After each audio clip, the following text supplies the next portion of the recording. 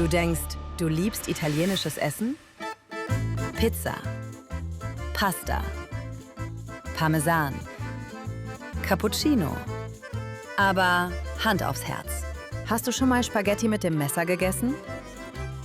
Parmesan auf deine Pommes gestreut? Oder den Kellner zum Schweigen gebracht, weil du nach dem Abendessen einen Cappuccino bestellt hast?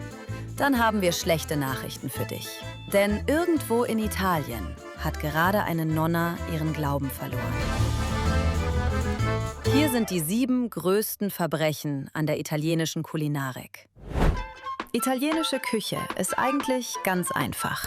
Wenige Zutaten, klare Regeln und viel Tradition. Genau deshalb fallen Fehler besonders auf. Manche sind harmlos, andere kulturelle Katastrophen. Zähl gerne mal mit. Wie viele dieser kulinarischen Verbrechen hast du schon selbst begangen? Schreib deine persönliche Food-Crime-Bilanz in die Kommentare. Aber keine Sorge, wir urteilen nicht. Naja, nur ein bisschen. Los geht's mit unserem Countdown.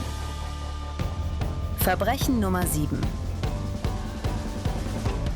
Das Öl kommt danach drauf. Respektiere die Pasta.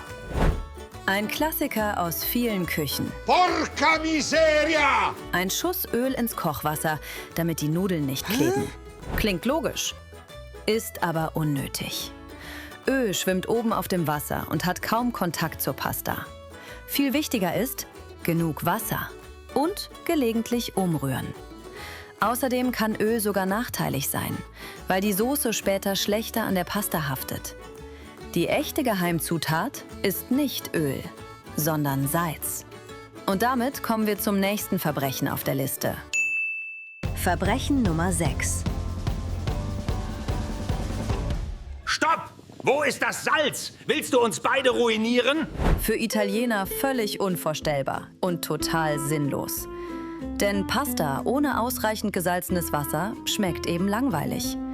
Die Regel lautet, das Wasser sollte ungefähr so salzig sein wie Meerwasser. Warum?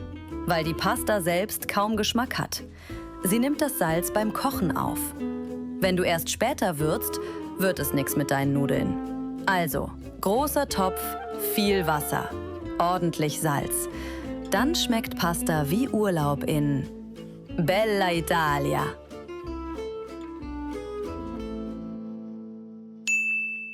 Verbrechen Nummer 5. Es ist 21 Uhr. Ich bin ein Frühstücksgetränk, kein Absacker. Apropos Urlaub. In vielen Ländern völlig normal. Schön nach dem Mittag- oder Abendessen einen Cappuccino bestellen. Aber in so manchen traditionellen Gegenden Italiens? Einen Cappuccino bitte. Ein kulinarischer Passo Falso. Italienisch für Dio mio! gar nicht gut. Cappuccino gilt dort weitestgehend als Frühstücksgetränk. Milch, Kaffee und Schaum. Perfekt für den Start in den Tag. Aber nach einer Mahlzeit wird fast immer Espresso getrunken. Warum? Milch wird als schwer verdaulich angesehen, besonders nach herzhaftem Essen. Ein Espresso dagegen gilt als leichter Abschluss. Wenn du also nach Pasta oder Pizza einen Cappuccino bestellst, tja, nicht schlimm. Aber in Italien ein absolutes No-Go. Verbrechen Nummer 4. Was? Auf den Fisch? Das ist ein kulinarisches Verbrechen. Parmesan ist fantastisch. Aber man sollte es nicht übertreiben. Und nicht auf jedes Gericht machen. Besonders nicht auf Fisch oder Meeresfrüchte. Mamma mia. Viele Menschen streuen automatisch Käse auf jede Pasta. In Italien würde man dich spätestens hier skeptisch anschauen. Der Grund ist simpel. Parmesan hat einen sehr starken Eigengeschmack. Und bei Fischgerichten würde er die feinen Aromen überdecken. Deshalb gilt in vielen traditionellen Rezepten, Fisch und Käse werden nicht kombiniert. Natürlich gibt es Ausnahmen, aber im Restaurant solltest du vorsichtig sein. Oder anders gesagt, Wenn der Koch keinen Käse dazu serviert, hat das meistens einen Grund. Kommen wir zum Grande Finale. Die Top 3 der größten Verbrechen an der Kulinarik Italiens. Verbrechen Nummer 3. Oh, toll. Und als nächstes schneidest du die Spaghetti wohl noch klein. Ja, das passiert wirklich.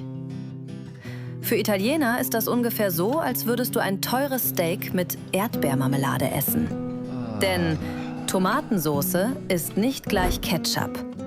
Eine echte italienische Soße besteht aus Tomaten, Olivenöl, Gewürzen, Zeit und ganz viel Amore. Ketchup dagegen ist süß und geschmacklich viel zu dominant.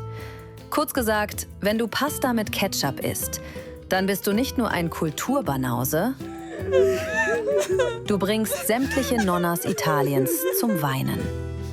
Nebenbei machst du dich auch strafbar an einem der größten kulinarischen Verbrechen dieses Landes. Verbrechen Nummer 2. Das ist ja ekelhaft. Ich bin eine Pizza, kein Obstsalat. Einer der größten Exportschlager Italiens. Pizza! Ecco qua. La vera pizza margherita, fatta con tanto amore. So lecker. Auch bei Pizza gibt es kulturelle Unterschiede. In Italien wird sie oft mit Messer und Gabel begonnen, aber dann mit der Hand gegessen. Viele klappen sie leicht zusammen, andere essen sie Stück für Stück. Was eher ungewöhnlich ist, den Rand liegen lassen. Oder Pizza mit Bergen von Extras überladen. Die klassische italienische Pizza lebt von Balance. Teig, Soße, Belag, Hitze. Und ja, die berühmte Ananas-Diskussion werden wir hier heute nicht klären. Aber sagen wir mal so, es gibt Orte in Italien, wo du besser keine Pizza Hawaii bestellen solltest. Kommen wir zum absolut größten Verbrechen, das du an der italienischen Kulinarik begehen kannst. Verbrechen Nummer 1. Lass das Messer liegen. Dieses Bild hat bestimmt jeder schon mal gesehen. Spaghetti auf dem Teller und jemand greift zum Messer.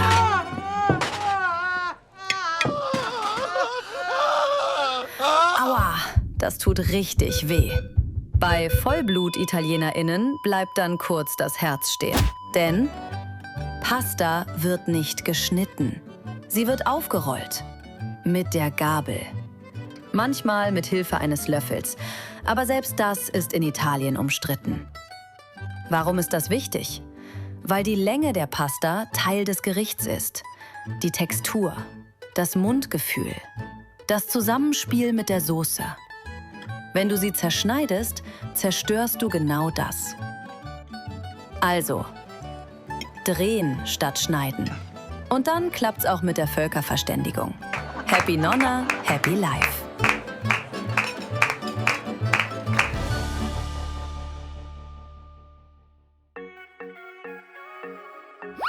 Die gute Nachricht ist, für keines dieser Verbrechen wirst du ins Gefängnis gehen. Essen soll ja schließlich Spaß machen. Aber wenn du diese italienischen Regeln kennst, dann verstehst du hoffentlich die großartige Genusskultur dieses Landes etwas besser. Denn italienische Kulinarik ist nicht kompliziert. Sie ist bewusst. Wenige Zutaten, hohe Qualität, klare Tradition. Und genau das macht es so besonders. La Dolce Vita in Italien.